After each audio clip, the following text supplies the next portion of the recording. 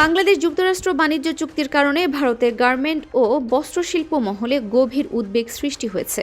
তাদের আশঙ্কা, ঢাকা ও ওয়াশিংটনের পারস্পরিক শুল্ক সুবিধার কারণে প্রতিযোগিতায় পিছিয়ে পড়তে পারে নয়াদিল্লি। ভারতের বণিক সমাজের শীর্ষ committee confederation of Indian textile শিল্পের মহাসচিব চন্দ্রিমা চ্যাটার্জি জানিয়েছেন, সবচেয়ে বড় আশঙ্কা ভারতের তুলা রপ্তানি নিয়ে। বাণিজ্য চুক্তির কারণে বাংলাদেশ যুক্তরাষ্ট্র থেকে তুলা আমদানি করবে এবং উৎপাদিত বস্ত্র বিনা শুল্ক রপ্তানি করার সুযোগ পাবে।